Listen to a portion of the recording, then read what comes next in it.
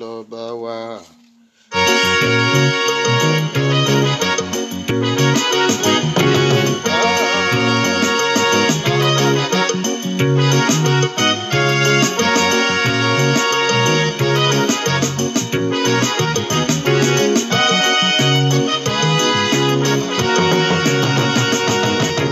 Jésù nìkan lolùgbàlà tó lè gbani là. Jésù nìkan lolùgbàlà tó lè gbani là. Jésù nìkan lolùgbàlà tó lè gbani là. Ọba wa ni kò fìyè fún o. Jésù nìkan lolùgbàlà tó lè gbani là. Jésù nìkan lolùgbàlà tó lè gbani là. Jésù nìkan lolùgbàlà tó lè gbani là.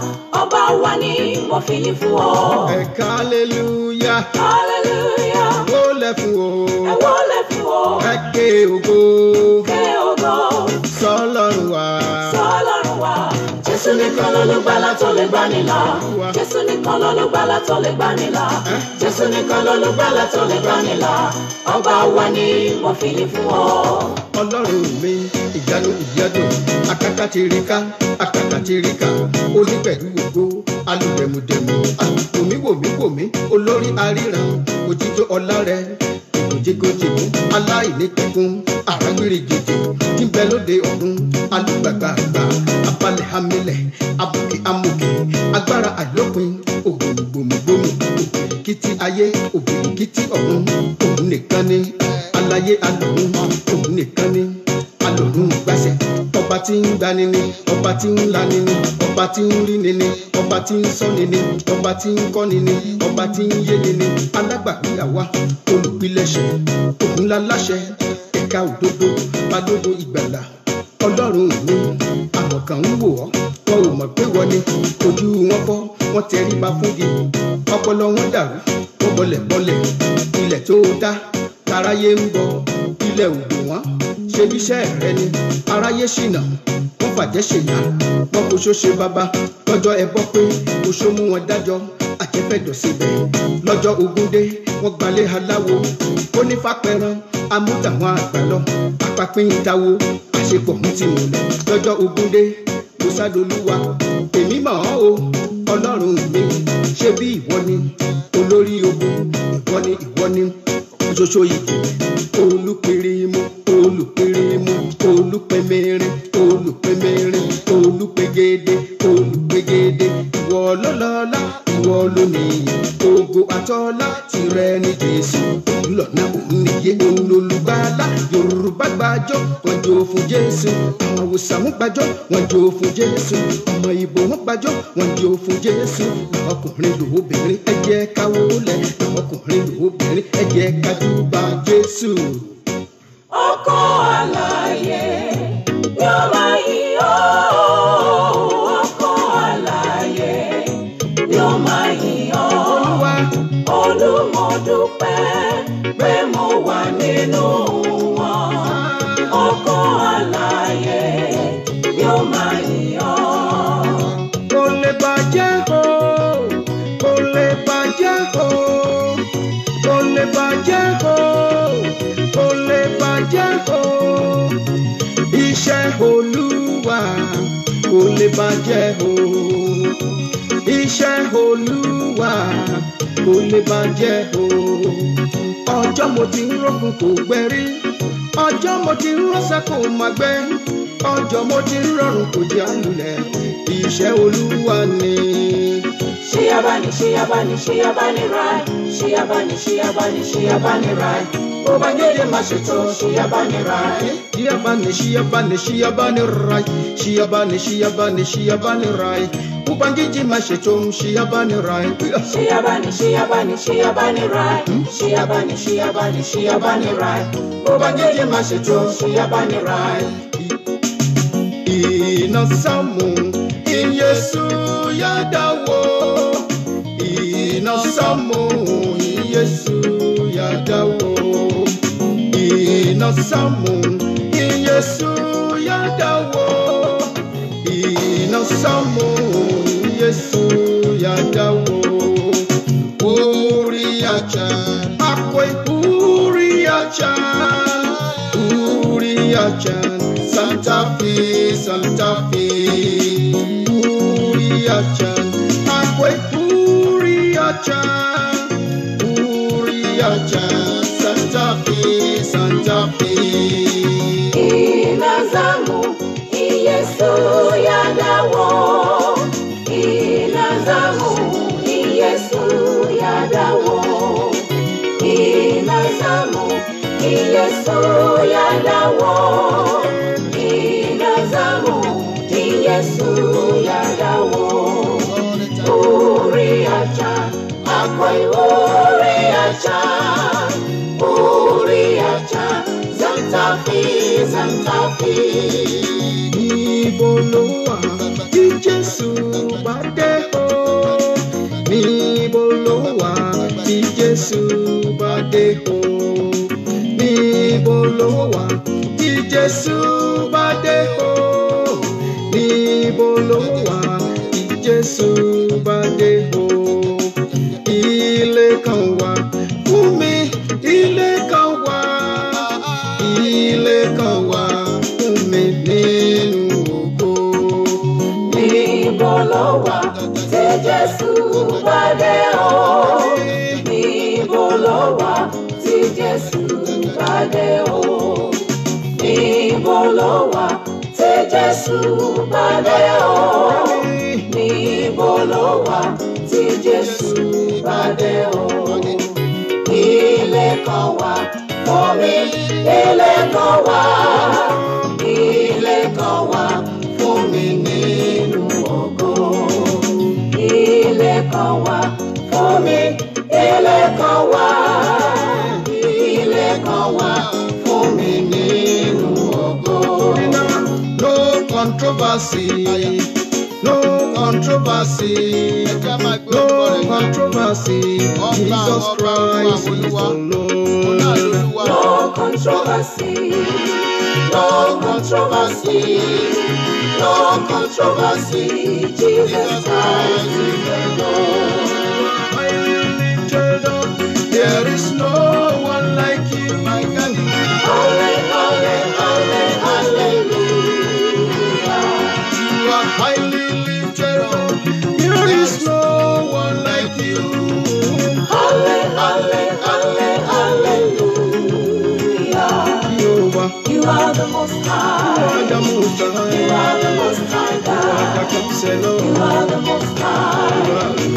You are the most high God. You are the most high. You are the most high God. You are the most high. You are the most high God. You are the most high. You are the most high God. You are the most high. You are the most high God. You are the most high. You are the most high God. You are the most high. You are the most high God. You are the most high. You are the most high God. You are the most high. Ògo ni fún Ọlọ́run wa ní òkè ọ̀run. Mo kí gbogbo ẹ̀yin ọmọ Ọlọ́run tẹ́ wà lórí ìlà àdúrà yìí tí a pè ní wákàtí kókó àdúrà mi, èyí tí a mú fún ọní aláàdọ́ta ọjọ́ ààwẹ̀ èyí tó ń lọ lọ́wọ́lọ́wọ́ báyìí. Ó ń tán lọ náà nìyẹn o. Òní ni ọjọ́ 15 oṣù kejì, on the 29th of this month ló mọ parí. Yóò dára fún wa o. Tí a bá parí ẹ̀, a padà sí àdúrà wa aago 8 sáago 9 ní gbogbo ọjọ́ sátidé. Aago 8 sí aago 9 ní gbogbo ọjọ́ sátidé. A wá máa ṣe ìṣọ́òru àdúrà alẹ́ ní gbogbo ọjọ́ Tuesday látago 10 alẹ́ sáago 11 Houston, Texas time. A bọ́ sí bóyá wá bí aago 4 ìdájí ní Nàìjíríà lọ́hùn. Yóò dára fún wa. Ní wákàtí ẹ jẹ́ ká gbóhùn ọpẹ́ sókè. Ẹ jẹ́ ká gbóhùn ọpẹ́ sókè sí Ọlọ́run. Pé Ọlọ́run ló ràn wá lọ́wọ́ débi tí a bá dé yìí. Agbára wa kọ́. Mo mọ̀ wípé ó ti ń gba àwẹ̀, ó ti ń gba àdúrà. Wà á rí àmì wípé o gbàdúrà, pé o gbàwẹ̀ eléyìí. Wà á rí àmì wípé o gbà. Ẹ jẹ́ kó yé wa ṣe rí gbogbo àdúrà tí à ń gbà yìí. Ẹ jẹ́ ká gbọ́ràn náà. Gbogbo àdúrà tí à ń gbà yìí ó ní wípé ní ìgbà tí a bá ṣe tán ọ̀tọ̀ ní kéèyàn gbààwẹ̀ ọ̀tọ̀ ní kéèyàn mọ nǹkan tó ń gbàdúrà lé lórí tí a bá ṣe tán lẹ́yìn ètò ẹ lè lọ sórí àwọn YouTube wa ẹ gọ́gùn wákàtí kókó àdúrà mi lórí YouTube ẹ bẹ̀rẹ̀ sí ní oríṣiríṣi kókó àdúrà tẹ́ ẹ lè gbà wà ń bẹ̀ kì í ṣe pé o gba àwẹ̀ o ò rí kókó àdúrà tó lè gbà wàá rí nǹkan kan tó máa gbàdúrà tó máa bá láìfọ ẹ mu ẹ jẹ́ á máa gbà ṣùgbọ́n bá a ṣe ń wọ bẹ̀ ẹ jẹ́ ká máa subscribe kò náà wà ní nǹkan kan ju pé ká kàn tẹ kíní subscribe tí wọ́n tọkọ pupa yẹn rẹ́ẹ̀dì yẹn ẹ tó fọwọ́ tẹ̀ Olúwa sì bùkún ibẹ̀ ṣe ń ṣe encourage àwa náà ni àwa náà mọ̀ wípé tó ẹ débẹ̀ ẹ wò ó pàtàkì àdúrà wákàtí kan ṣoṣo yìí ó ní iṣẹ́ tó ń ṣe nú ayé wa ṣùgbọ́n lẹ́yìn tá a bá gbọ́ tán ẹ jẹ́ ká tún lọ tún gbọ́ ká tún lọ fi gbàdúrà ọ̀pọ̀ ìgbà tẹ́mi gan bá tún gbọ́ èmi náà tún máa tún àdúrà yẹn gbà á gbóhùn ọpẹ́ sókè Olúwa látìgbà tá a ti bẹ̀rẹ̀ ó jẹ́ kó sú wa ó jẹ́ kó rẹ̀ wá kì í ṣe pé a ò rí ìjàkadì kaka tí èṣù ìtorí inú èṣù ò dùn bá ṣe ń wà ń bì ní gbogbo ìgbà inú rẹ̀ ò dùn ó sì ń bínú gidi ṣùgbọ́n àwa ni ó borí ẹ̀ àti ẹ̀ ti borí ẹ̀ náà nítorí pé Bíbélì sọ fún wa ó ní àwa ju aṣẹ́gun lọ ẹ jẹ́ ká gbé orúkọ Ọlọ́run ga wípé a ju aṣẹ́gun lọ wípé Ọlọ́run ràn wá lọ́wọ́ láti ìgbà tá a ti bẹ̀rẹ̀. Let's begin to praise the name of the Lord for giving us the grace to always be present at this prayer. Let's give thanks and praises to God Almighty. Ẹ jẹ́ ká yìn lógo, ẹ jẹ́ ká gbé orúkọ rẹ̀ ga. Ọlọ́run tó ní ayé àti ọ̀run, ipa tó ju agbára tó ju gbogbo agbára lọ, ọba tí jẹ́ ìmí ni mọ́ bẹ̀rù, Ọlọ́run tó kún fún àánú agbé ọ̀gá, ọba ayérayé àyìn ọ́, Olúwa àwọn olúwa gbé ọ̀gá, ọba tó ń ṣọ́ wa tọ̀sán tòru. Adúpẹ́ fún oore ọ̀fẹ́ tí ẹ fi fún wa, adúpẹ́ fún ìrànlọ́wọ́ àtòkè wa, adúpẹ́ fún gbogbo ọkàn tó ní ìpín àti tó ní ipa àti ìpín lórí ètò yìí, adúpẹ́ fún oore ọ̀fẹ́ tí ẹ fi fún wọn láti máa gbọ́, adúpẹ́ fún oore ọ̀fẹ́ tí ẹ fi fún àwa náà láti máa ṣe nítorí pé kì í ṣe ipá wa kì í ṣe agbára wa, a sì dúpẹ́ fún ìṣininíyè àwọn kókó àdúrà látọ̀run wá èyí tí ẹ̀yin Ọlọ́run rán láti bá ogun ayé wa pàdé, láti fún wa ní ìṣẹ́gun, láti fún wa ní ìtúsílẹ̀, láti fún wa ní ìdáǹdè. Adúpẹ́ fún ìgbékalẹ̀ àwẹ̀ àti àdúrà yìí, adúpẹ́ fún ìgbé ayé bàbá wa nínú Olúwa tẹ́ fún wọn ní ìran yìí láti pé ká lọ sínú àwẹ̀ yìí. Agbé ọ̀gá, àyìn ológo fún iṣẹ́ ìránṣẹ́ yìí, àyìn ológo Ọlọ́run tí ìkùnà, àyìn ológo Ọlọ́run tí ìṣàtìṣe, Ọlọ́run agbéǹga, Olúwa yìn lógo. Afọpẹ́ fún yín tẹwàá kàwá náà yẹ láti ní ipa láti ní ìpín nínú ẹ̀. Ọlọ́run ẹ ṣé o, ọba ọba ẹ ṣé o, ọba ayérayé ẹ ṣé o, ẹ̀mí mímọ́ ẹ ṣé, Ọlọ́run alágbára o, ipa tó ju pa agbára tó ju gbogbo agbára lọ. Agbé orúkọ yín ga bàbá, agbé orúkọ yín ga ọmọ, agbé orúkọ yín ga ẹ̀mí mímọ́. Olóore ọ̀fẹ́ ẹ ṣé o, ológo dídá ẹ ṣé o, ẹlẹ́rù níyẹn ẹ ṣé o, ọba àwọn ọba, olúwa àwọn olúwa, ẹlẹ́dàá ọ̀run wáyé. Mímọ́ ni orúkọ rẹ, mímọ́ ni orúkọ rẹ, Ọlọ́run a máa yìn ọ́, ẹlẹ́dàá wa ó ṣé o, bàbá mímọ́, Ọlọ́run àgbáyé, aṣíwájú ogun, alọ̀dẹ̀dẹ̀ ọ̀rọ̀, afúnimọ́sìrègún, aláàfin àjọbọ, onítẹ̀ àánú, oníbùgbé ògo, alágbádá iná, aláwọ̀tẹ́lẹ̀ oòrùn, ẹni àwòrí tí ń wò wá, olórí aríran, ọ̀gbàgbà ń tirigbá, ọ̀gbàgbà ń tirigbà, ọ̀gbàgbà tí ń gbẹ lẹ́sẹ̀, ọba aláyé lọ́run, ọba lòkè nílẹ̀, ọba amànámòní, ọba amònímọ̀lá, awọ̀túnwò, arí ọlọ́tún, awòsìwò, arí ọlọ́sì, awòwájú wa, arí ọ níbẹ̀, awẹ̀yìn wa wò, ó ti wà níbẹ̀. Ọlọ́run àgbáyé, agbé ọ̀gá, agbé ọ̀gá, agbé ọ̀gá, agbé ọ̀gá, ọba tí pa tẹ́nìkan ò lè jí, ọba tí jí tẹ́nìkan ò lè pa. Bàbá mi o, òfin jẹ̀rànjẹ́gun èṣù mọ́lẹ̀, olórí ogun ọ̀run o, aṣíwájú ogun wa, bàbá mímọ́, ọmọ mímọ́, ẹ̀mí mọ́ bàbá àgbà, agbẹ́ngà ní wákàtí ọ̀wọ̀ yìí, àfìbà fún yín Ọlọ́run àánú, ẹ máa ṣe wọn, ẹ máa ṣe o. Atóbi jù tẹ́ fọ̀nà ìgbàlà hàn wá, tẹ́ dá wa lọ́lá, ẹ ṣé o, tẹ́ fọ̀nà ìgbàlà hàn wá, tẹ́ ṣàánú fún wa. Ọlọ́run ìyanu ògo ni fún orúkọ rẹ. Èmi ó yìn ọ́ o, Ọlọ́run alágbára. Èmi ó yìn ọ́ o, Ọlọ́run alágbára. Èmi ó yìn ọ́, èmi ó yìn ọ́, Ọlọ́run alágbára. Èmi ó yìn ọ́, èmi ó yìn ọ́, Ọlọ́run alágbára. What shall I render? What shall I render? What shall I render to you, O Lord? I will be praise your name and shout hallelujah. What shall I render to you, O Lord? What shall I render? What shall I render? What shall I render to you, my Lord? I will praise your name and shout hallelujah. What shall I render to you, O Lord? Kìkì ògo, kìkì ọlá, kìkì agbára. Kìkì ògo, kìkì ọlá, kìkì agbára. Mo yìn Olúwa o. Olùgbàlà gbogbo ayé, ìwọ lọ́pẹ́ yẹ. Kìkì ògo, kìkì ọlá, kìkì agbára tìrẹ ni. Kìkì ògo, kìkì ọlá, kìkì agbára. Mo yìn Olúwa o. Olùgbàlà gbogbo ayé, ìwọ lọ́pẹ́ yẹ.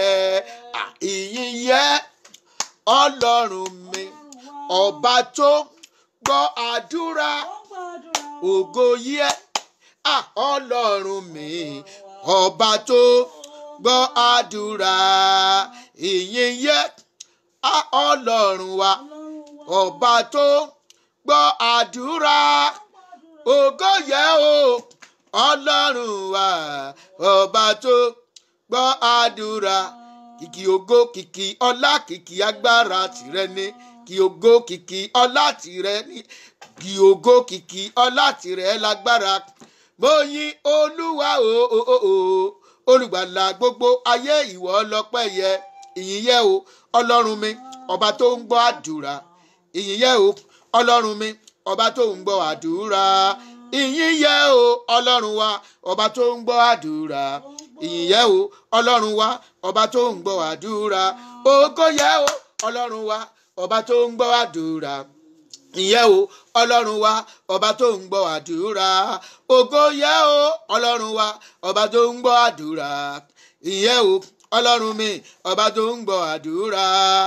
Èmi nìkan ṣoṣo ló ṣe lóore. Èmi nìkan ṣoṣo ló ṣe lóore.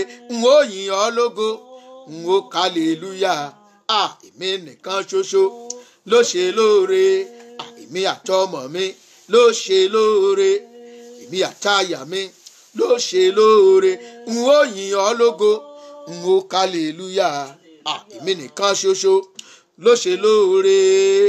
Èmi nìkan ṣoṣo ló ṣe lóore. N ó yìn ọ́ lógo, n ó kálélúyà. Èmi nìkan ṣoṣo ló ṣe lóore. Pabambarì ogun ti ṣẹ́, mo kálélúyà sọ́ba ògo. Pabambarì ogun ti ṣẹ́, mo kálélúyà sọ́ba ògo. Ẹ ṣeun àná o, ẹ ṣeun òní o. Èdùmàrè àwí máa yẹ̀hùn. Ẹ ṣeun ọjọ́ gbogbo, ẹ ṣeun àná o, ẹ ṣeun òní o. Èdùmàrè àwí máa yẹ̀hùn. Ẹ ṣeun ọjọ́ gbogbo. Mo dúpẹ́ àná o, mo dúpẹ́ òní o. Èdùmàrè àwí máa yẹ̀hùn. Ẹ ṣeun ọjọ́ gbogbo. Ẹ ṣeun àná o, ẹ ṣeun òní o. Èdùmàrè àwí máa yẹ̀hùn. Ẹ ṣeun ọjọ́ gbogbo. Ẹ ṣeun àná o, ẹ ṣeun òní o. Èdùmàrè àwí máa yẹ̀hùn. Ẹ ṣeun ọjọ́ gbogbo. Mo dúpẹ́ àná o, mo dúpẹ́ òní o. Èdùmàrè àwí máa yẹ̀hùn. Ẹ ṣeun ọjọ́ gbogbo. Olúwa ẹ máa ṣeun. Ẹlẹ́dàá ọ̀run ayé ẹ ṣé. Father, I thank you. Lord Jesus, I praise your holy name. I appreciate you. I appreciate your goodness. I appreciate your kindness. Daddy, you are wonderful. You are a wonderful God. You are the most high God. Daddy, you are wonderful. You are wonderful. You are glorious. Who is like unto thee?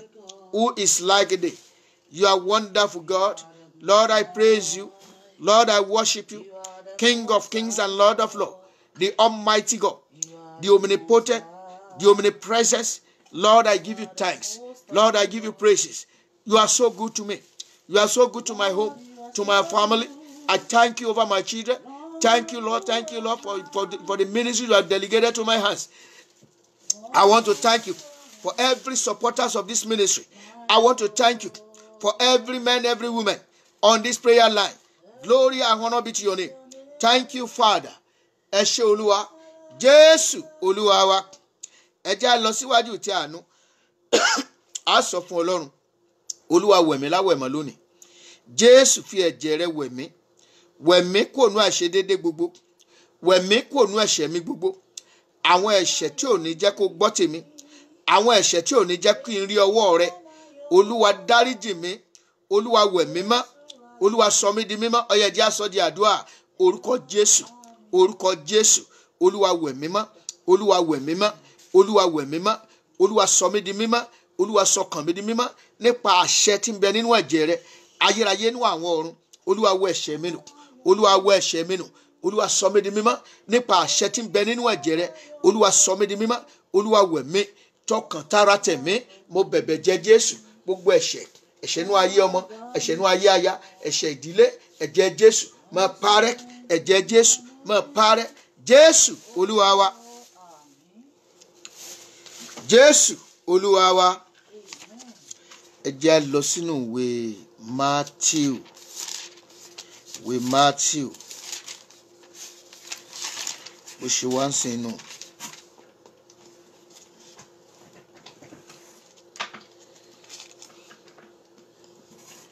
Ẹ jẹ́ ká bá Ọlọ́run sọ̀rọ̀. Olúwa tú òróró agbára rẹ lé mi lórí. Ẹ̀mí mímọ́ o, tú òróró agbára rẹ lé mi lórí. Tú òróró agbára rẹ, olúwa tú lé mi lórí. Ẹ jẹ́ á sọ di àdúrà. Orúkọ Jésù, olúwa tú òróró agbára rẹ lé mi lórí. Òróró agbára rẹ, olúwa tú lé mi lórí lónìí. Ẹ̀mí mímọ́, tú òróró agbára rẹ lé mi lórí. Òróró agbára àṣẹ láti ọ̀run wá. Ẹ̀mí mímọ́ o, tú lé mi lórí. Tú òróró agbára rẹ lé mi lórí. Wọ̀ mí ní àṣẹ agbára rẹ. Olúwa jẹ́ kí àṣẹ ẹ̀mí mímọ́ jẹ́ kó wọnú ayé mi lọ. Agbára ẹ̀mí mímọ́ rẹ jẹ́ kó wọnú ayé mi lọ. Àṣẹ iná ẹ̀mí mímọ́ jẹ́ kó wọnú ayé mi lọ. Agbára ẹ̀mí mímọ́ jẹ́ kó bà lé mi. Ìmísí ẹ̀mí mímọ́ wọ inú ọkàn mi lọ. Fi ọkàn mi ṣe ibùgbé. Agbára Ọlọ́run o, gbé mi wọ̀. Agbára Ọlọ́run o, wọnú ayé mi. Àṣẹ ẹ̀mí mímọ́ wọnú ìṣẹ̀dá mi lọ. Agbára Ọlọ́run o, gbé mi wọ̀. Ẹ jẹ́ á sọ di àdúrà. Olúwa ró mi ní agbára, ẹ má ró mi ní agbára. Olúwa ró mi ní agbára, olúwa ró mi ní agbára, olúwa ró mi ní agbára, ẹ má ró mi ní agbára. Agbára mọ́rin mi fín, agbára tí ayé kò lè dojúkọ, agbára láti ọ̀run wá. Ẹ̀mí mímọ́ gbé wọ̀ mí. Olúwa ró mi ní agbára, ró mi ara mi ní agbára, ró ẹ̀jẹ̀ mi ní agbára, ró ẹ̀mí mi ní agbára, ró ẹran ara mi ní agbára. Àṣẹ iná ẹ̀mí mímọ́ máa wọ inú mi lọ, máa wọ inú mi lọ, máa wọ inú mi lọ. Jésù olúwa wa. Ẹ jẹ́ á lọ sínú ìwé Lúùkù orí 10 ẹsẹ̀ 19. Ó ní kíyèsí, èmi fún yín ní àṣẹ láti tẹ ejò àti àkekèé mọ́lẹ̀ àti lórí gbogbo agbára ọ̀tá. Kò sí ohunkóhun bí ó ti wù kí ó ṣe tí yóò pa yín lára. Agbára tí àṣàsí ayé ò lè mú, agbára tí ọfà ayé ò lè nípa lórí ẹ̀. Olúwa gbé wọ̀ mí ní wákàtí ọ̀wọ̀ yìí. Ẹ jẹ́ á sọ di àdúrà. Agbára tí àṣàsí ayé kan ò lè ràn. Agbára tí oró àṣàsí ayé kò lè mú, tí oró ọfà àwọn ẹni bí ni kò lè ní ipa lórí ẹ̀. Olúwa gbé wọ̀ mí. Ẹ jẹ́ á gbàdúrà. Orúkọ Jésù. Agbára tí àṣàsí ayé ò lè ká, agbára tí agbára òkùnkùn lè dojúkọ, agbára mẹ́rin mẹ́fẹ́, agbára tá a fi dúró gẹ́gẹ́ bí akọni ní ìgbà gbogbo. Olúwa gbé wọ̀ mí, olúwa gbé wọ̀ mí. Ró mi ní agbára. Ẹ̀mí mímọ́ wọnú mi lọ tàṣẹ, wọnú mi lọ pẹ̀lú agbára. Olúwa wọnú mi lọ pẹ̀lú agbára. Olúwa mí sí mi pẹ̀lú agbára. Mí sí mi pẹ̀lú agbára. Mí sí mi pẹ̀lú agbára. Mímí má sọ̀kalẹ̀ wọnú mi wá. Mímí má sọ̀kalẹ̀ wọnú mi lọ. Mí sí mi olúwa pẹ̀lú agbára. Mí sí mi pẹ̀lú agbára. Mí sí mi pẹ̀lú agbára. Mí sí mi pẹ̀lú agbára. Ẹ̀mí mi má sọ̀kalẹ̀ wọnú mi wá. Ẹ̀mí mi má sọ̀kalẹ̀ wọnú mi lọ. Mí sí mi pẹ̀lú agbára. Jésù olúwa wa. Ohun tí àdúrà wa dá lé lónìí ni òun la pè ní ìwòsàn pátápátá, ìdáǹdè, ìtúsílẹ̀ kúrò lọ́wọ́ ogun, ìtúsílẹ̀ kúrò lọ́wọ́ àìsàn tí ń bẹ nínú àgọ́ ara, àti tó wà nínú ẹ̀mí, tó ń bẹ nínú àgọ́ ara àti tó wà nínú ẹ̀mí. Ẹ jẹ́ á farabalẹ̀ gidi gan lẹ́nìí, ṣùgbọ́n ká tó di pa lọ́bẹ̀ yẹn, ẹ jẹ́ á lọ sínú ìwé Lúùkù orí 9, Luke chapter 8, ẹ jẹ́ á ka verse 43, ẹsẹ̀ 43, verse 43. Ó ní obìnrin kan tí ó ní ìsun ẹ̀jẹ̀ ó ní obìnrin kan tí ó ní ìsun ẹ̀jẹ̀ láti ìgbà ọdún 12 bẹ́ẹ̀ láti ìgbà ọdún 12 tí ó ná ohun gbogbo tí ó ní fún àwọn oníṣègùn, bẹ́ẹ̀ ni a kò lè mú lára dá láti ọwọ́ ẹnìkan wá. Obìnrin yìí fún ọdún 12 ó wà nínú ìsun ẹ̀jẹ̀. Ọ̀nà gbogbo tó ní, ó ti ta lé, ó ti ta mọ́tò. Ó wà lẹ́yìn rẹ̀, ó sì fi ọwọ́ tọ́ ìṣẹ́tí aṣọ rẹ̀ lọ́gán. Ìsun ẹ̀jẹ̀ náà sì ti gbẹ. Lọ́gán ni ìsun ẹ̀jẹ̀ rẹ̀ sì ti gbẹ. Wá gbàdúrà. Ogun ọjọ́ pípẹ́. Olúwa o, mi ìmọ̀rú ogun tó wù kó lè jẹ́. Ogun ọjọ́ pípẹ́. Ogun míì wà, ó lè já ìríṣẹ́ lọ́wọ́ ni. Ogun míì wà, ó lè jẹ́nú àgọ́ ara ẹni. Ogun míì wà, ó lè jẹ́nú àlá ni. Ó lè jẹ́ àlá burúkú iṣá ni. Bó o sùn ò gbádùn oorun ẹ. Ogun ọjọ́ pípẹ́. Wá gbàdúrà. Gbogbo ogun ọjọ́ pípẹ́. Àwọn ogun tó ya látakú sínú ayé mi. Lónìí, jẹ́ kó ṣẹ́. Jẹ́ kógun náà tán. Jẹ́ kógun náà tán lónìí. Lọ sí orísun ogun yẹn. Tú àṣírí ogun yẹn. Kí o sì dáná sun. Kí o sì ṣẹ́gun ogun náà. Wú ogun yẹn ti gbòǹgbò ti gbòǹgbò. Ẹ yẹ jẹ́ á gbàdúrà. Orúkọ Jésù. Orúkọ Jésù. Ọlọ́run tó ní ipá àti agbára. Ọlọ́run tó ní ipá àti agbára. Gbogbo ogun ọjọ́ pípẹ́ nínú ayé mi, nínú ayé ọmọ, nínú ìdílé mi, lẹ́nu iṣẹ́ ìránṣẹ́. Olúwa máa ṣẹ́. Olúwa máa ṣẹ́. Olúwa máa ṣẹ́. Olúwa máa ṣẹ́. Olúwa máa ṣẹ́. Olúwa máa ṣẹ́. Ogun tó dàbí ẹni pé kò ní solution lónìí, wá solution sí. Wá solution sí. Ẹ̀mọ́ wá solution sí. Wá solution sí. Gẹ́gẹ́ bí ìsun ẹ̀jẹ̀ arábìnrin yẹn ṣe gbẹ. Orísun ogun tó ń ja ayé mi kó gbẹ lónìí. Orísun ogun tó ń ja àwọn ọmọ mi kó gbẹ lónìí. Orísun ogun tó ń ja iṣẹ́ ìránṣẹ́ mi kó gbẹ lónìí. Mo fẹ́ di òmìnira. Mo fẹ́ di òmìnira lórúkọ Jésù. Olúwa o, bàbá mi àti Ọlọ́run mi, ṣẹ́ ogun yìí. Gbogbo ogun ọjọ́ pípẹ́, Olúwa máa ṣẹ́. Jésù Olúwa wa, wá gbàdúrà. Ogun tó ti ja bàbá mi, ogun tó ti ja ìyá mi, tó tún wá fẹ́ fàbọ̀ sórí èmi ọmọ. Ọlọ́run ẹ̀mí mímọ́, jẹ́ kógun náà gbiná sọnù lónìí. Jẹ́ gbiná sọnù lónìí. Jẹ́ kógun náà tán lónìí. Ogun tó ja bàbá mi ò gbọdọ̀ jà mí. Ogun tó ja ìyá mi ò gbọdọ̀ jà mí. Ó yá sọ di àdúrà lórúkọ Jésù. Lórúkọ Jésù. Ogun tó ja bàbá mi, ogun tó ja ìyá mi, tó lóhun tó fẹ́ ja èmi ọmọ, ẹ̀mí mímọ́ jẹ́ kó gbiná sọnù.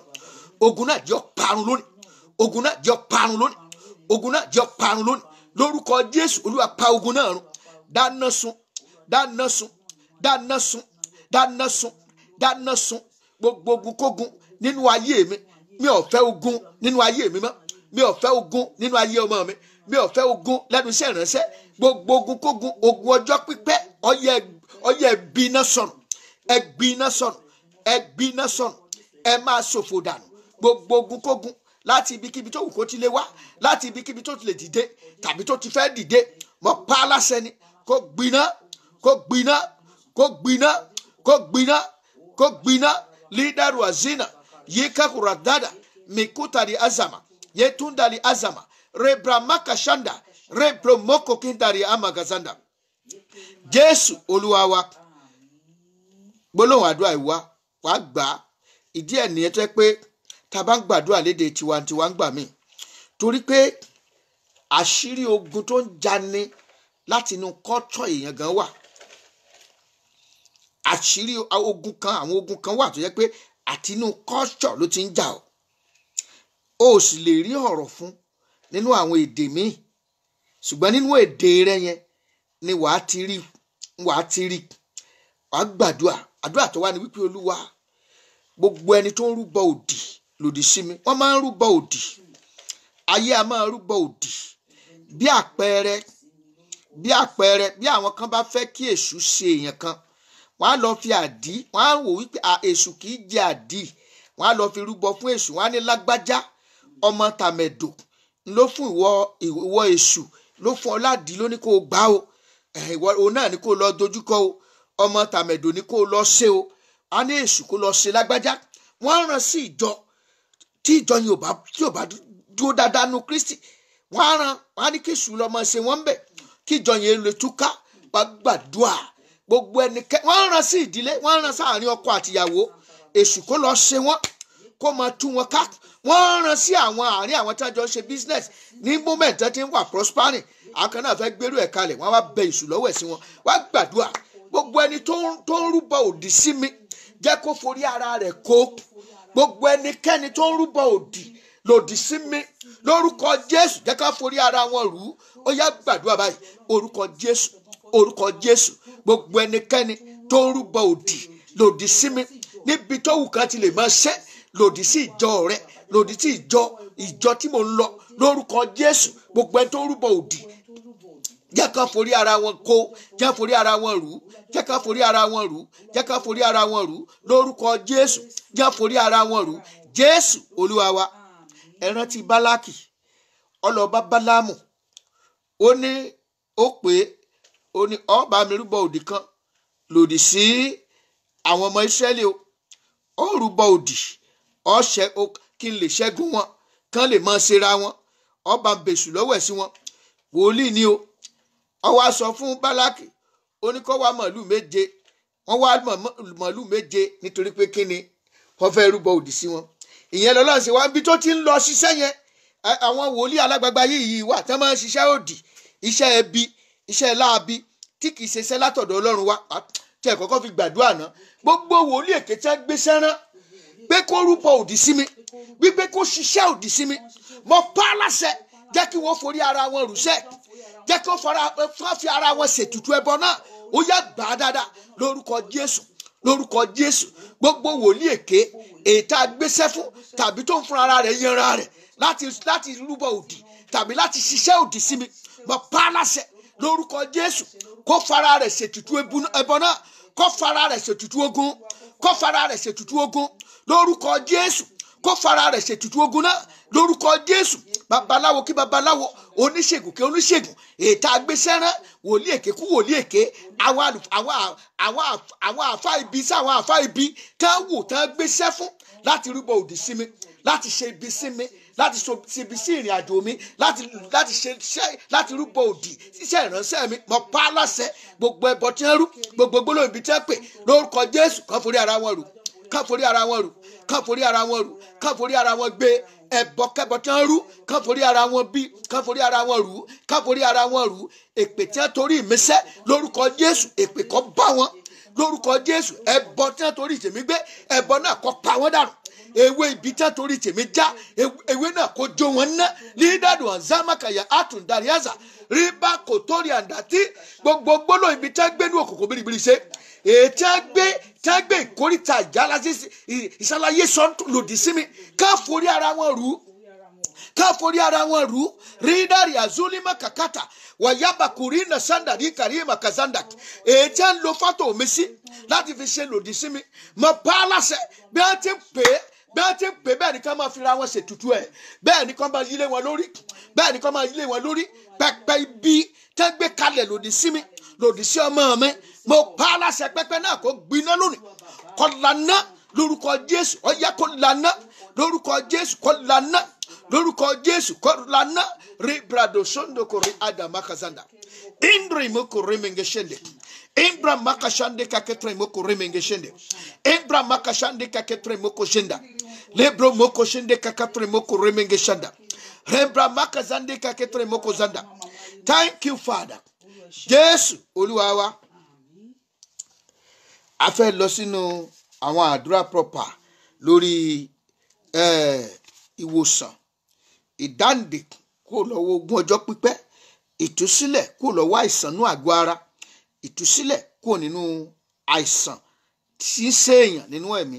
Ṣé rí bá àìsàn bá ti ń ṣèèyàn nínú ẹ̀mí, ìyẹn ló le jù, ó le ju éèdì lọ. Spiritual sickness is worse than AIDS. It's worse than AIDS because the spiritual sickness has something to do with demons. Has something to do with demons. Àwọn ẹ̀mí òkùnkùn ni wọ́n máa ń gbéṣẹ́ yẹn fún, àwọn ni wọ́n máa ṣiṣẹ́ ibi yẹn. Ọbáyẹmí yẹn láti ẹ̀kọ́ dojúkọ náà. Ẹ já kọ́kọ́ wo ìwé Mark. Ẹ já wo ìwé Mark náà. Ẹ já wo ìwé Mark chapter 1 bóyá àwọn ẹ̀mí yẹn lákọ̀ọ́kọ́ mú dè. Let's go to the book of Mark chapter 1 ẹ jẹ́ á wo verses 21 to 28 verses 21 to 28 21 to 28 ẹ máa gbọ́ ó ní wọ́n sì lọ sí Kápánáùmù lójú kan náà ó sì wọ inú sínágọ́gù ní ọjọ́ ìsinmi ó sì ń kọ́ni ẹnu sì yà wọ́n sí ẹ̀kọ́ rẹ̀ nítorí tí ó ń kọ́ wọn bí ẹni tí ó ní àṣẹ kì í ṣe bí àwọn akọ̀wé.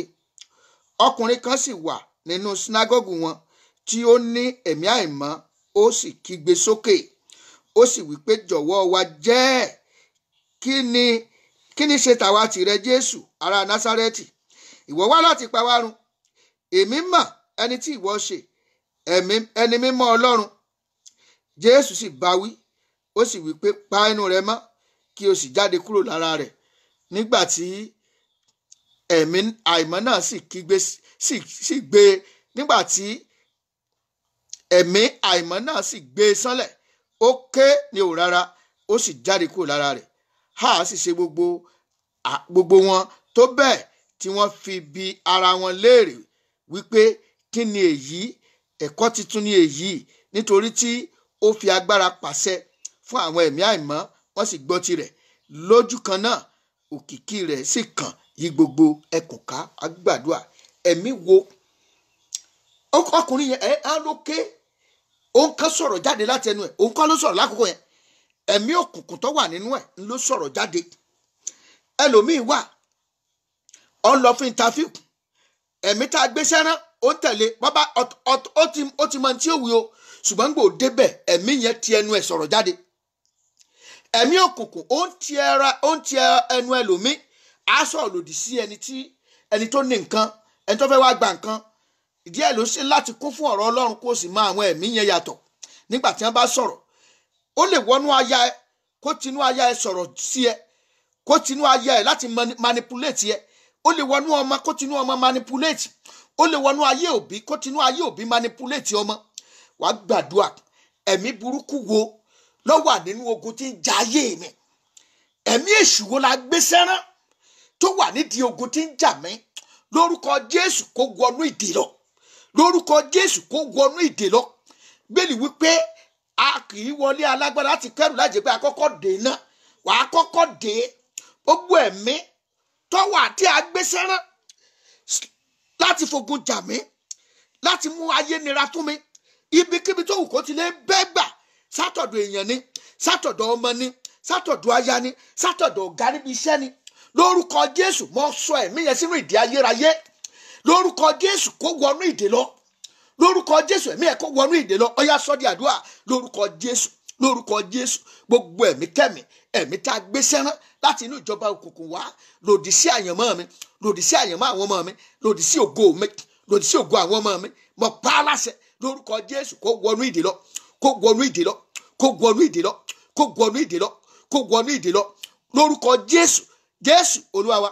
Ṣé rí oṣó àjẹ́ èmèrè nǹkan kan tẹ́ ń pariwo yẹn èèyàn kan ní jẹ́ bẹ́ẹ̀, ẹ̀mí kan ni wàá gbàdúrà. Ẹ̀mí oṣó tá a rán sí mi, ẹ̀mí àjẹ́ tá a rán sí mi, ẹ̀mí òkùnkùn tá a rán sí mi pé kó máa bá mi jagun lórúkọ Jésù ó yá wọnú ìdè lọ sẹ́. Gba ọgbẹ́ láti ọ̀run wá, gba ọgbẹ́ láti ọ̀run wá, wọnú ìdè lọ. Ó yá gbà dáadáa lórúkọ Jésù, lórúkọ Jésù. Ẹ̀mí oṣó tá a rán sí mi, ẹ̀mí àjẹ́ tá a rán sí mi, ẹ̀mí òkùnkùn tá a rán sí mi, ẹ̀mí èmèrè tá a rán sí mi láti bá mi jagun, mo pa á láṣẹ kó wọnú ìdè ayérayé lọ, kó gba ọgbẹ́ láti ọ̀run wá, kó gba ọgbẹ́ láti ọ̀run wá lórúkọ Jésù. Kó gba ọgbẹ́, kó gba ọgbẹ́. Ẹ̀mí oṣó ni, ẹ̀mí àjẹ́ ni, ẹ̀mí èmèrè ni, ẹ̀mí manipulation ni, ẹ̀mí burúkú ni tá a lè rán lòdì sí àwọn ọmọ mi níbikíbi tó bá wà. Ẹ̀mí náà kó wọnú ìdè lọ lórúkọ Jésù. Kó gba ọgbẹ́ láti ọwọ́ ẹ̀mí wá, kó gba ọgbẹ́ ní adu azima yoratala ata makazanda rebrado sindika yagaro wayama kuri iki mako zindika limpra makashanda indri moko remenge shendika kafre moko zanda. Jésù Olúwa wa. Ṣé rí tí ogun bá le, ogun yẹn kì í ṣe lásán, ó ní ọwọ́ ẹ̀mí òkùnkùn nínú ni, because àwọn ẹ̀mí ẹ̀gbọ́n tí bẹ́ẹ̀ lè sọ fún wa nínú ìwé Éfésù ẹja lọ́bẹ̀ ẹja ti bí a ṣe ń padà bọ̀ wá síbẹ̀ yẹn o inú ìwé Éfésù mò ń wo àkókò lẹ́ni pẹ̀lú àwọn kókó àdúrà tó wà lẹ̀ ẹja lọ sí orí 6 ìwé Éfésù orí 6. I read from verse 10. Ẹ máa gbọ́ nǹkan tó sọ o. Ó ní nítorí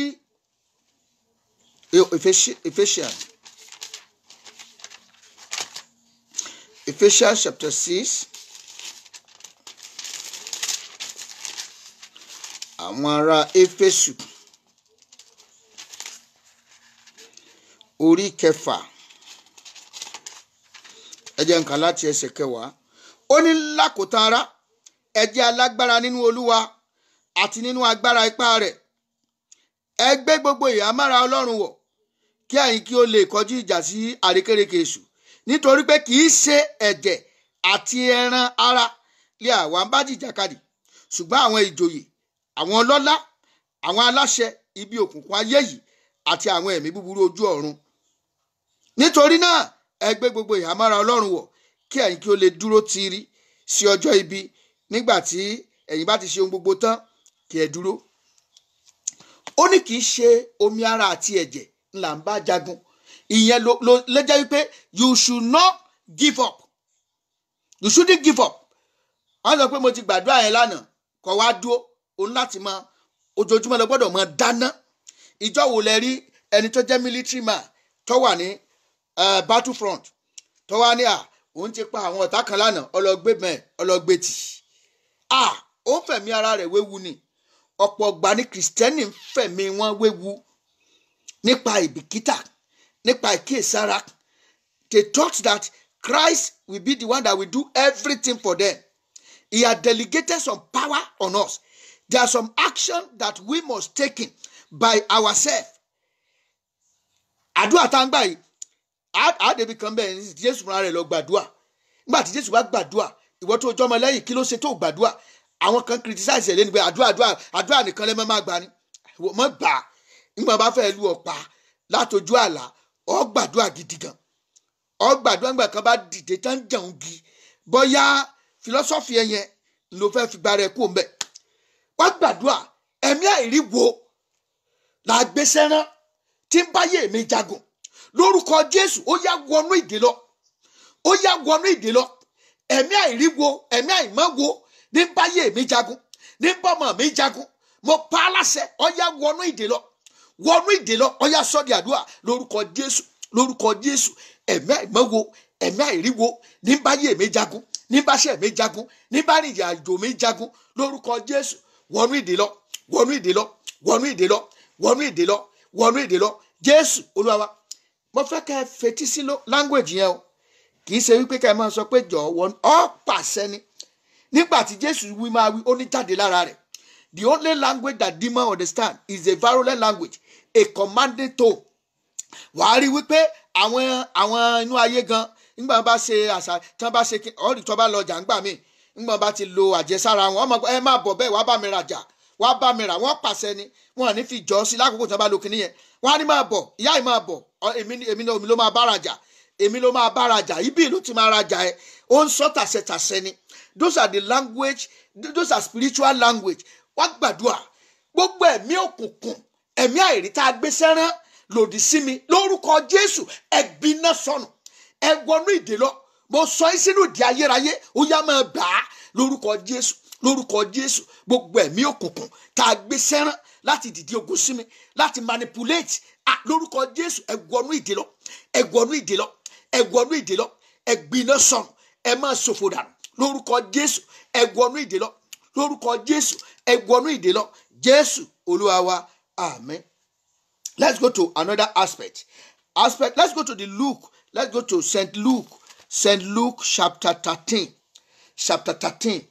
I read from verses 11 to 17. Luke chapter 13, verses 11 to 17. Okay. Báyìí wípé chapter 13, 11 to 17.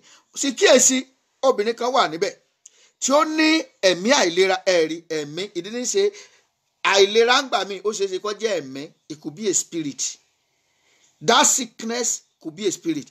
I remember Kenneth Hagin was doing deliverance to somebody who was possessed with demons. Ó ní oríṣiríṣi, ó ní suddenly Ọlọ́run kan fi ìran hàn òun wá rí wípé ibi tí wọ́n pè ní cancer yẹn, cancer ni ló ní kó gbàdúrà fún. Ó wá gbàdúrà, bó ṣe ń gbàdúrà Ọlọ́run wá sí ní tí ó wá rí kíní yẹn, ó dúró sí èjìká ẹni yẹn bí ọ̀bọ. This person is a Christian too. Is a Christian. Ó wá ṣàlàyé wípé ẹ̀mí òkun, ẹ̀mí àìmọ́, ó lè wọ inú spirit Christian lọ, but á dúró láti afflict body ẹ̀, láti dá ara ẹ̀ lóró. If care is not taken, ó lóun wá rí kíní yẹn, ó dúró góńgó bí ọ̀bọ. Ó lóun bá sọ pé you foul spirit out. Ó ní kíní yẹn sì jump out, boom boom boom. Bó dẹ̀ ṣe lọ nìyẹn, bẹ́ẹ̀ ni ẹ ṣe receive healing nìyẹn. Ọ̀pọ̀lọpọ̀ àìsàn tẹ́lòmíì ń gbé kiri, ẹ̀mí àìmọ́ ló wà ńbẹ̀, ẹ̀mí òkùnkùn ló wà ńbẹ̀, ẹ̀mí àìlera ló ń ṣe arábìnrin. Láti ọdún 18 wá sí kíyèsí, ẹ̀jẹ̀ tuntun bẹ̀rẹ̀, kíyèsí obìnrin kan wà níbẹ̀ tí ó ní ẹ̀mí àìlera láti ọdún 18 wá, ẹni tí ó tẹ̀ tán tí kò lè gbé ara rẹ̀ sókè bí ó ti wù kí ó ṣe. This lady has been bent for years. He wanted to lift up his body. He couldn't. No matter how try she is, she couldn't. She couldn't lift up her body. Ṣe ló bend síbẹ̀ ni. Ó bend, ó fẹ́ gbé kò rí gbé nítorí pé ẹ̀mí kan wà ńbẹ̀ tó dè mọ́lẹ̀. Bó ti wù kí ó ṣe, nígbà tí Jésù rí, ó pè sí ọ̀dọ̀, ó sì wí fún pé obìnrin yìí àtú ọ sílẹ̀. Ìyẹn ni pé agbára kan ló dé. Àìsàn tí ń ṣe ẹlòmíì, dókítà ti gbìyànjú, wọ́n á tún ní wọ́n á ní kan close monitoring, wọ́n á ṣe oríṣiríṣi fún, wọ́n á tún gbà yàn sí, síbẹ̀síbẹ̀ bó ṣe ká náà rè, ṣùgbọ́n ẹ̀mí kan dé ni. Jésù sọ wípé àṣekínni àtú ọ sílẹ̀, àṣekínni àtú ọ sílẹ̀. Nígbà tí Jésù rí, ó pè sí ọ̀dọ̀, ó sì wí fún pé obìnrin yìí àtú ọ sílẹ̀ lọ́wọ́ àìlera rẹ̀. Ó sì fi ọwọ́ rẹ̀ lé lójú kan náà, ó sì sọ di títọ́, ó sì yin Ọlọ́run lógo. Ó ṣe kí ni? Aṣọ di títọ́. It was made straight. Ẹ jẹ́ àkọ́kọ́ gbàdúrà náà. Agbára tó dè mí mọ́lẹ̀, agbára tó dè àlàáfíà mi, agbára tó oríṣiríṣi ọ̀sán ó lè jẹ́ ìṣòwò náà. Tí wọ́n bá de business èèyàn, àwọn míì fàgàdàgodo dé, wà ní ọ̀yá ohun tó o bá rò pé wọ́n dè nínú ayé ẹ̀ máa pa á láṣẹ. Ọ̀yá ìdè yẹn kó máa já. Ìdè tá a fi dè mí mọ́lẹ̀ kó máa já. Ìdè tá a fi di àìsàn mọ́ mi lára kó máa já. Ìdè tá a fi di àyànmọ́ mi kó máa já. Ìdè tá a fi di ayé ọmọ mi kó máa já. Ọmọ yẹn ó ti sú ọ, kì í gbọ́ràn sí ọ lẹ́nu, kì í ṣòun náà. Ayé dè mọ́bì kan ni, wọ́n de iye rẹ̀ mọ́bì kan pé kó má gbọ́ tiẹ̀. Níbo la dé ọmọ yìí mọ́?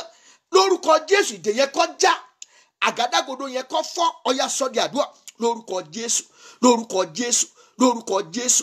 Gbogbo ìdè tá a fi dè mí, gbogbo ìdè tá a lè fi di ọmọ, tá a lè fi di àgọ́ ara nínú ayé aya mi, nínú ayé ọmọ mi, mo pa á láṣẹ kó máa já, kó máa já, kó máa já, kó máa já. Gbogbo ìdèkídè tá a lè fi dè ìṣòwò náà mi, kó máa já sọnù, kó máa já sọnù, kó máa já sọnù, kó máa já sọnù, kó máa já sọnù. Gbogbo ìdè nínú omi ara, nínú ẹ̀mẹ́, nínú ẹ̀jẹ̀, ọ̀yá kó máa já, kó máa já, kó máa já, kó máa já, kó máa já, kó máa já. Jésù Olúwa wa, àmín. Ṣé ẹ ṣe rí mọ̀ wípé ìdè yìí, nígbà tí Jésù pàṣẹ tí ìdè yẹn já, ó ní ó fi ọwọ́ lé, ó sì ṣe kíni, ó mú kó tọ́. Ọ̀pọ̀lọpọ̀ ẹlòmíì nítorí ìdè tí wọ́n wà, èṣù ti darí, ó ti ṣì wọ́n lọ́nà sí wrong route. Wọ́n ti gba rúùtù mi, rúùtù tí wọ́n gbà lọ yẹn ó lòdì sí ìgbésí ayé wọn, ó lòdì sí àyànmọ́ wọn. Ibi tí Ọlọ́run fẹ́ kí wọ́n lọ lélẹ́yìí, ọ̀tọ̀ níbi tí wọ́n gbà. Wọ́n mórí lọ́nà bòmí, wọ́n wá lọ. The more they are going far away from what God had destined for them. They continue struggle. Wá gbàdúrà, àyànmọ́ mi tá a ti mú kọ́ tẹ̀. Olúwa mú káyé mi ó tọ́ lónìí. Olúwa mú káyé mi ó tọ́. Ọ̀nà ire tí mo ti pàdánù, Olúwa dá mi padà sí ọ̀nà ire tó yẹ kí n wà. Olúwa mú mi lọ sí ọ̀nà tó yẹ kí n tọ̀. Ọ̀nà àṣeyọrí tó yẹ kí n tọ̀ tí ó fi dáa fún mi tọmọtọmọ. Olúwa darí mi síbẹ̀. Olúwa mú ayé mi tọ́. Ẹ̀mí mímọ́ mú ayé mi tọ́. Ní ìkóríta tí ọ̀tá gbé mi ṣubú sí, fà mí lọ́wọ́ sókè. Olúwa fà mí dìde. Ẹ̀mí mímọ́ fà mí dìde. Ó yá sọ di àdúrà lórúkọ Jésù. Lórúkọ Jésù. Ọlọ́run ẹ̀mí mímọ́ wá máa tọ́ ìgbésí ayé mi. Gbogbo ìṣìnà tí ọ̀tá ti mú wá, Olúwa ká kúrò. Olúwa mú ayé mi tọ́. Mú ìrìn mi tọ́. Mú ìrìn àjò mi tọ́. Iṣẹ́ mi mú tọ́. Iṣẹ́ ìránṣẹ́ mi mú tọ́. Olúwa gbà mí. Ẹ̀mọ́ gbà mí. Olúwa gbà mí. Gbogbo ire tí mo pàdánù, Olúwa dá padà wá. Dá padà wá. Ògo tí mo pàdánù, Olúwa dá padà wá. Àṣeyọrí tí mo pàdánù, ẹ̀mọ́ dá padà wá. Olúwa dá padà wá. Olúwa dá padà wá. Ayérayé nú àwọn ọ̀run o, dá padà. Dá padà lónìí. Dá padà. Bàbá mi àti Ọlọ́run mi, ire ọjọ́ pípẹ́ tó yẹ kí n ti ní, ṣùgbọ́n nítorí àìmọ̀kànmọ̀kàn, nítorí ìṣìnà ogun, ìṣìlọ́nà ogun, Olúwa bàbá ire náà bá ń gbà padà. Bá ń gbà padà. Bá ń gbà padà. Bá ń gbà padà. Bá ń gbà padà. Bá ń gbà padà. Olúwa dá padà. Olúwa dá padà. Olúwa wo ìpín mi sàn. Gbogbo ìpín tó ti gbọgbẹ́, Olúwa máa wò ó sàn. Máa wò ó sàn. Máa wò wá sàn lónìí. Máa wò wá sàn lónìí. Gbogbo ẹni tó wà lórí ìlà yìí, gbogbo ẹni tí ń gbọ́ mi báyìí, gbogbo òpin tó ń ṣàìsàn, ẹ gba ìwòsàn. Ẹ gba ìwòsàn. Ẹ gba ìtúsílẹ̀. Ẹ gba ìdáǹdè. Ẹ gba ìtúsílẹ̀. Ẹ gba ìdáǹdè lórúkọ ti Jésù. Ẹ gba ìdáǹdè. Ẹ gba ìdáǹdè. Jésù Olúwa wa. Ẹ jẹ́ padà lọ sínú ìwé Máàkù orí kìíní. A padà lọ sínú ìwé Máàkù orí kìíní. A wo ẹsẹ̀ 30 to 34. Ẹsẹ̀ 30 to 34. Mark chapter 1. A wo ẹsẹ̀ 30 to 34.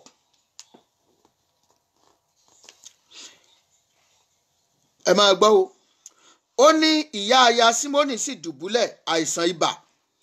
Wọ́n sì sọ ọ̀ràn rẹ̀ fún un. Ẹni pé wọ́n sọ fún Jésù. Ó sì wá, ó sì fà á lọ́wọ́, ó sì gbé dìde.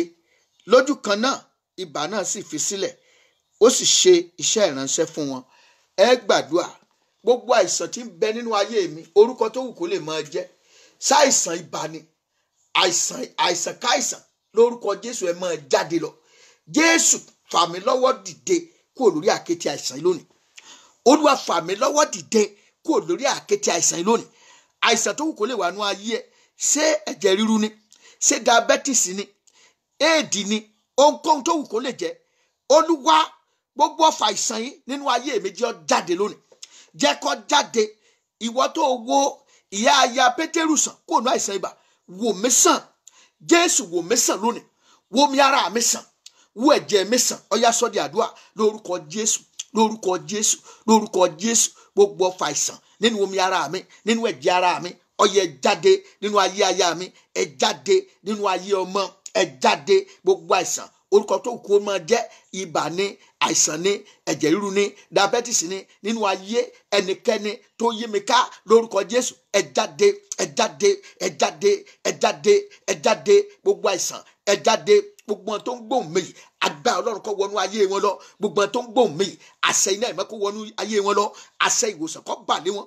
Àṣẹ ìwòsàn kó bà lé wọn. Gbogbo ọfà àìsàn, gbogbo orú àìsàn nínú ayé wọn, kó orú àìsàn náà kó kú dànù. Kó jáde, kó jáde. Ọfà àìsàn kó jáde. Ọfà àìsàn kó jáde. Ibà ní, ẹ̀jẹ̀ ríru ní, diabetes ní, ohun tó wù kó lè jẹ́, ẹ máa jáde, ẹ máa jáde, ẹ máa jáde, ẹ máa jáde, ẹ máa jáde, ẹ máa jáde. Gbogbo àìsàn tí dókítà ò ní solution fún, mo fi gégùn, ó yá jáde, ó yá jáde, ó yá jáde, ó yá jáde, ó yá jáde, ó yá jáde lórúkọ Jésù. Ẹ jáde, ẹ jáde, ẹ jáde kó nu ayé àwọn ènìyàn wọ̀nyí, kó nu ayé àwọn èèyàn wọ̀nyí. Gbogbo ogun àìsàn ó dópin lónìí. Ogun ìfòníkúfọ̀ ládìde ó dópin lónìí lórúkọ Jésù. Ó dópin lónìí. Ó yá gba ìwòsàn, gba ìwòsàn, gba ìwòsàn. Bó ti ń gbọ́ mi, gba ìwòsàn. Bó ti ń gbọ́ mi, gba ìwòsàn. Bó ti ń gbọ́ mi, gba ìwòsàn. Lídàrú àzámà yé kàtúndárí àmàzándà kárí àdàmà kàzándà. Jésù Olúwa wa, àmín. Sẹ́rí gbogbo nǹkan tá à ń gbàdúrà lé lórí, ó ní ìfẹsẹ̀múlẹ̀ nínú Bíbélì. Ó ní ìfẹsẹ̀múlẹ̀. Ẹ jẹ́ á tún wò ó. Ó ní, ẹ jẹ́ á wò ó ń kà lọ sí ẹsẹ̀ ẹja wo ẹsẹ̀ 32 nígbà náà nígbà tí ó dé di àṣálẹ́ tí òòrùn wọ̀ wọ́n gbé gbogbo àwọn aláìsàn àti àwọn tí ó ní ẹ̀mí èṣù tọ̀ wá gbogbo ìlú sì péjọ ní ẹnu ọ̀nà ó sì wo ọ̀pọ̀ àwọn tí ó ní onírúurú àìsàn ó sì lé ọ̀pọ̀ ẹ̀mí èṣù jáde kò sì jẹ́ kí àwọn ẹ̀mí èṣù náà kí ó fọhùn nítorí tí wọ́n mọ̀ ọ́n àgbàdua jẹ́ kí ogun gan ti ara mi mọ̀ pé ìwọ lolúwa lónìí jẹ́ kán ti ara mi ọyá àìsàn tí ń bẹnu ayé mi ẹ máa jáde sẹ́ ẹ máa jáde gbogbo orúgbìn àìsàn ẹ máa jáde irú orí ẹ máa lọ sínú ọ̀sà ẹ lọ ṣègbè sínú òkun ẹ lọ ṣègbè sínú aṣálẹ̀ nínú ayé ọmọ ni nínú ayé aya ni ní àyíká mi gbogbo tí ṣe àìsàn mo fi ń bú lídàrú azama kakuri azama gbogbo ogun àìsàn àfi ó gégùn lórúkọ Jésù ó yá jáde jáde jáde jáde jáde jáde jáde mo rí ìdílé mi sínú ẹ̀jẹ̀ Jésù mo rí àwọn ọmọ mi sínú ẹ̀jẹ̀ Jésù mo rí ara mi sínú ẹ̀jẹ̀ Jésù àìsàn burúkú ò gbọdọ̀ súnmọ́ bí ẹ̀mí òkùnkùn ẹ̀mí àìsàn ẹ̀mí àìlera kò gbọdọ̀ súnmọ́ mi Jésù Olúwa wa ẹ tún gbà báyìí àìsàn kan wà ń tàtà pè ní kòrónà wàá sọ fún Olúwa fẹ̀jẹ̀ Jésù bò mí tilétilé fẹ̀jẹ̀ Jésù bò mí fẹ̀jẹ̀ Jésù bò agbègbè mi fẹ̀jẹ̀ Jésù bò orílẹ̀-èdè tí mo wà àìsàn yìí má jẹ́ ráyè ẹ̀mí ni àìsàn yìí is a demons wàá gbàdúrà mo rí ayé mi sínú ẹ̀jẹ̀ Jésù Olúwa bá wa ṣẹ́gun àìsàn yìí ẹ̀jẹ̀ Jésù ṣẹ́gun àìsàn yìí ní gbogbo ibi tó bá wà Olúwa ẹ̀jẹ̀ Jésù kó mọ òdìnnà yí wa ká kó sàmì rẹ̀ sí wa lára tọmọtọmọ ẹ̀jẹ̀ àgbàdua lórúkọ Jésù ẹ̀jẹ̀ Jésù mo bẹ̀bẹ̀ jẹ́ tè sórí ilé mi sórí ẹbí mi sórí ọmọ sórí aya lórúkọ Jésù àìsàn tí a ń pè ní coronavirus má jẹ́ ó nípa lórí ayé mi lórí ọmọ ẹ̀jẹ̀ Jésù má jẹ́ kó súnmọ́ àgbègbè wa má jẹ́ ó súnmọ́ ìjọ má jẹ́ ó súnmọ́ orílẹ̀-èdè má jẹ́ ó súnmọ́ àyíká Olúwa gbàdúrà Jésù Olúwa wa ẹ̀jẹ̀ àgbàdúrà Olúwa àìsàn tí wọ́n ń pè ní coronavirus yìí jẹ́ kí ẹ̀jẹ̀ Jésù jẹ́ kó fọ̀n torí pé kí ni àìsàn náà wá sáyé torí ẹ̀ṣẹ̀ àwọn ènìyàn pọ̀ torí àwọn ènìyàn wọn ò nígbàgbọ́ nú Ọlọ́run mọ́ ibi òtítọ́ wà ní ká sọ yìí orílẹ̀-èdè tí kíní ti ṣẹlẹ̀ ebó ni gbogbo wa ní ọ̀pọ̀lọpọ̀ mọ̀ pé kíní kan China nìyẹn ṣọ́ọ̀ṣì mélòó ló wà ń bẹ̀ iléeṣẹ́ ni wọ́n kọ́ ń bẹ̀ kíní kan igbá kan àwo kan àwọn èèyàn bẹ̀rẹ̀ sí ní jánu wọ́n bẹ̀rẹ̀ sí ní sọ̀rọ̀ òdì sí Ọlọ́run wọ́n jẹ́ ibi tó yẹ pé wọn ò fààyè gba Ọlọ́run bó ṣe yẹ kó rí èṣù kì í tọrọ ààyè tí fi wọlé kì í tọrọ ààyè kì í kànkùn tí fi wọlé Jésù ní máa dúró pé mo dúró sẹ́nu ọ̀nà rẹ mo ń kan ilẹ̀kùn ọkàn rẹ bí ìwọ bá ṣílẹ̀kùn fún mi èmi ò wọlé èmi ò bá ọ jẹun kì í fọ́ọ̀sì Ọlọ́run kì í fọ́ọ̀sì ṣùgbọ́n èṣù olè ni wọ́n ní olè kì í wá kùsù láti parun láti jalè àgbàdua Ọlọ́run náà wà àánú sí ìlú yẹn jẹ́ kí àìsàn yẹn kó dúró bẹ́ẹ̀ agbára Ọlọ́run kó bẹ ìlú yẹn wò ẹ̀mí má kó bẹ ìlú yẹn wò ẹ̀mí ìrònú padà kó wọnú ìlú yẹn ògo Ọlọ́run kó farahàn ní ìlú yẹn ẹ jẹ́ àgbàdua orúkọ Jésù Ọlọ́run tó ní ipá àti agbára gbogbo ẹ̀mí àìsàn coronavirus yìí Olúwa báwí ayérayé báwí ẹ̀mọ́ báwí Olúwa báwí jẹ́ káàánú ó dìde ẹ̀jẹ̀ Jésù jọ fọ́ gbogbo àìsàn yìí jẹ́ kó pé ó dé sí jẹ́ káàánú rẹ kó bẹ ìlú náà wò jẹ́ káàánú rẹ kó bẹ ìlú náà wò ògo rẹ kó farahàn ní ìlú náà ògo rẹ kó farahàn lára àwọn ènìyàn gbogbo ẹ̀mí àìsàn yìí gbèdè fara rẹ hàn gẹ́gẹ́ bí alágbára àdìpẹ́pẹ́ ti gbọ́ àdìpẹ́pẹ́ ti ṣe ògo ní forúkọ yín Jésù Olúwa wa a fẹ́ mú wá sí ìparí ṣùgbọ́n gbogbo oníṣẹ́ Ọlọ́run pátápátá mo fẹ́ kí akẹ́ ẹ̀kọ́ kan ni mo fẹ́ ká kọ́ ní gbólóhùn ní ẹsẹ̀ 35 yẹn mo fẹ́ ká kọ́ ẹ̀kọ́ ó ní ó sì dìde ní òwúrọ̀ kí ilẹ̀ tó mọ́ ó sì jáde lọ sí ibi ijù kan níbẹ̀ ni ó ń gbàdúrà Jésù nìyẹn o dádì mọ́mì bọ́lá ń ṣe ń lò yín tó ṣe ń ráyè gbàdúrà celebrate ọ̀pọ̀lọpọ̀ oníṣẹ́ Ọlọ́run ti di celebrity wọ́n kàn celebrate wọn ni wọ́n celebrate wọn tágbọ́ Ọlọ́run sì fi wọ́n lẹ̀ celebration náà ni gáàdì lọ́tún gáàdì lósì àwọn bíi mélòó kan ni let's ìtura comfort àfàyè gbà comfort lọ títí onígbàgbọ́ ó ní kò sẹ́ni tí jagun tí fún ayé yìí ṣèdíwọ́ Jésù tó jẹ́ balógun wa lẹ́yìn tó ṣe ọ̀pọ̀lọpọ̀ deliverance tán, lẹ́yìn tó gbà tó ṣe gbogbo ẹ̀ tó ṣe kíni, ó gba orí òkè kan lọ, ó wọnú jù kan lọ, ó wọnú aginjù kan lọ, ó lọ ṣe kíni, ó lọ rèé gbàdúrà níbẹ̀. Símónì àti àwọn tí ó wà pẹ̀lú rẹ̀ sì tọsẹ̀ rẹ̀, wọ́n ń wá kiri. Nígbà tí wọ́n sì rí, wọ́n wí fún un pé gbogbo ènìyàn ní ń wá o, àwọn èèyàn máa wá o, àtùgbọ́n o gbọ́dọ̀ mójútó ọ̀rọ̀ ara ẹ̀, o gbọ́dọ̀ mójútó ọ̀rọ̀ ara ẹ̀, o gbọ́dọ̀ gba agbára àti àṣẹ sí, kó má bàa di òfìfo lásán. Ó sì wí fún wọn pé ẹ jẹ́ kí a lọ sí ìlú mìíràn kí èmi kí ó lè wàásù. Ó tún lọ gbáradì, ó lọ rìcháàjì ara ẹ̀. Ẹ jẹ́ gbàdúrà, ẹ̀mí àdúrà jẹ́ wọnú ayé mi, agbára àti àṣẹ àdúrà Olúwa gbé wọ̀ mí, ẹ̀mí tó ń kéde ìrere, tó ń wàásù ìrere, Olúwa fi fún mi. Ayé mi gan jẹ́ kó máa wàásù ọ̀rọ̀ rẹ̀, ayé mi, iṣẹ́ ìránṣẹ́ mi, ìrìn àjò mi jẹ́ kó wàásù ìrere. Ẹ jẹ́ sọ di àdúrà, orúkọ Jésù, orúkọ Jésù, orúkọ Jésù.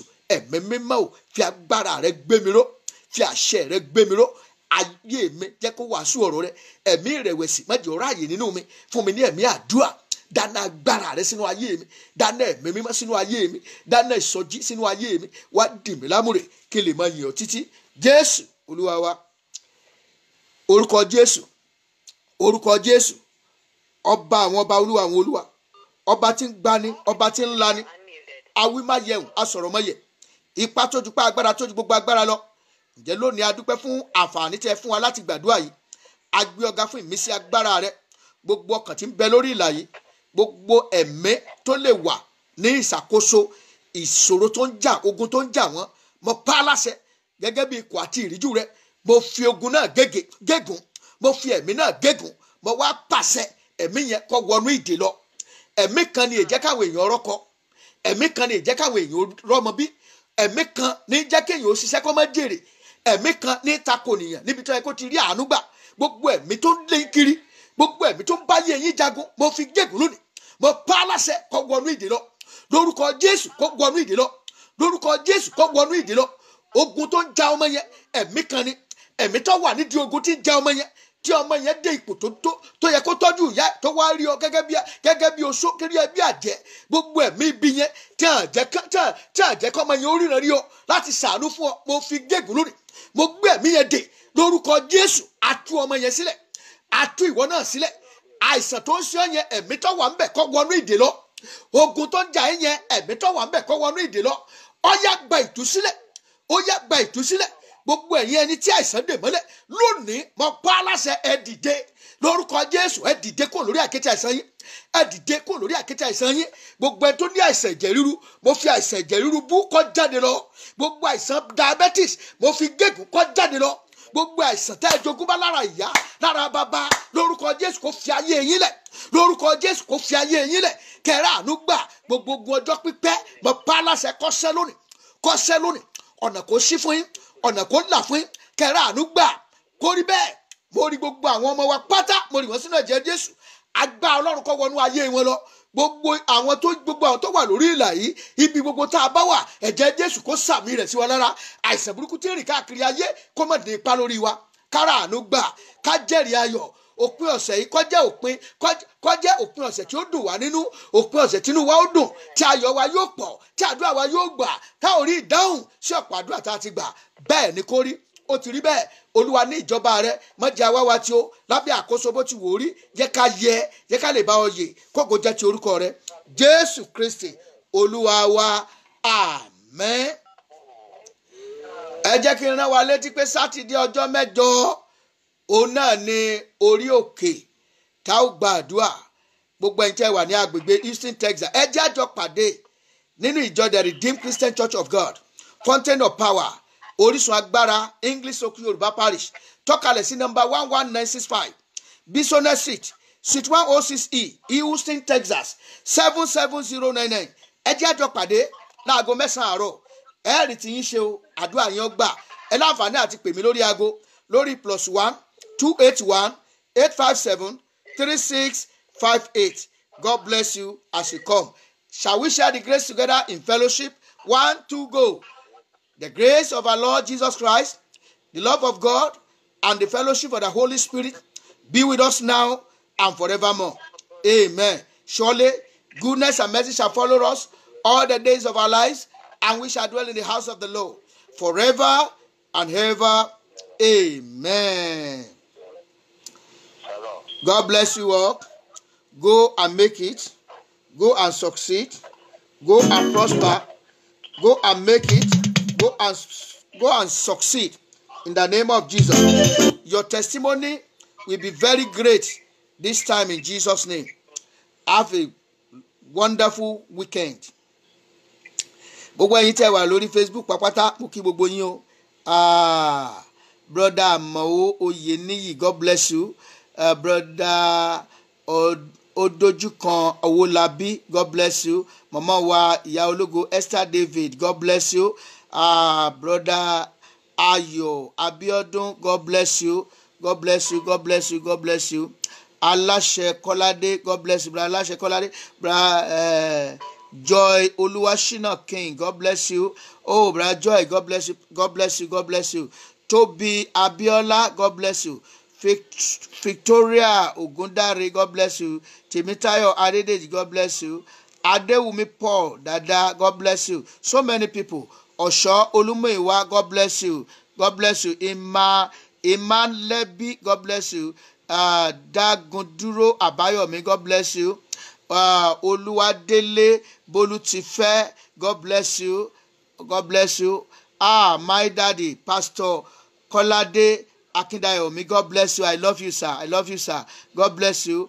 Brother Richardson Alvin, God bless you.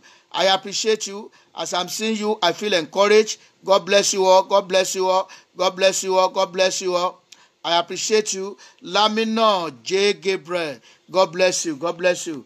God bless you. I appreciate you all. I appreciate you all. Brother Tony Fadugba, God bless you. God bless you. I still talk about you with my wife this morning. God bless you. I remember those days when we were in the Sunday school together. God bless you. Sister Adenike Lawa, God bless you. God bless you. Caroline Driver, God bless you. God bless you. God bless you. Brabelo Adebukola Tawakalitu, God bless you. Ayodeji Babs, God bless you. Oh, God bless you, brother Ayodeji Babs. God bless you. Sister Asagba Paula, God bless you. Sister Asagba Paula, God bless you. Odiye Babs, God bless you.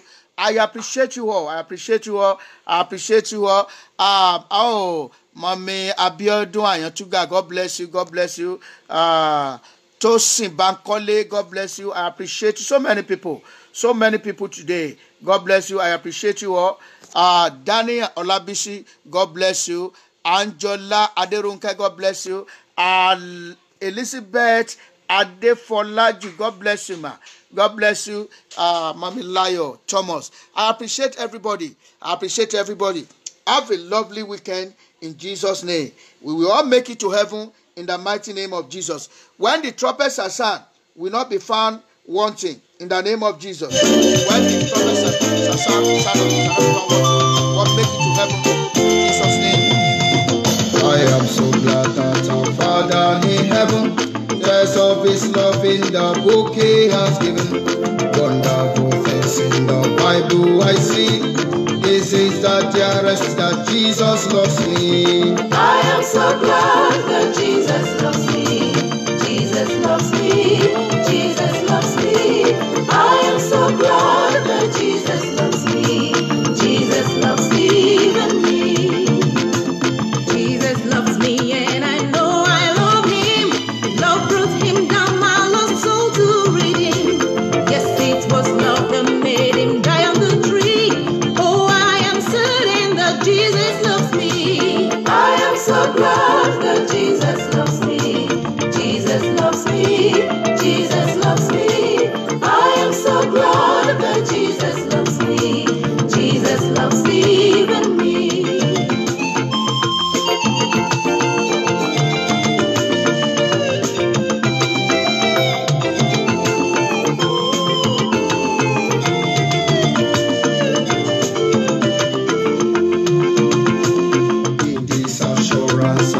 Sweetest rest, trusting in Jesus, I know I am blessed. Satan is Jesus loves me. I am so glad that Jesus loves me. Jesus loves me. I am so glad that Jesus loves me. He loves me. Oh, if there's only one song I can sing, when in His beauty I see the great King, this shall my song in eternity be. Oh, what a wonder that Jesus loves me. I am so glad that Jesus loves me. Jesus loves me. Jesus loves me. I am so glad that Jesus loves me. Jesus loves me, even me. If one should ask of me, how can I tell? Glory to Jesus, I know very well. The Holy Spirit with my love agree, constantly witnessing Jesus loves me. I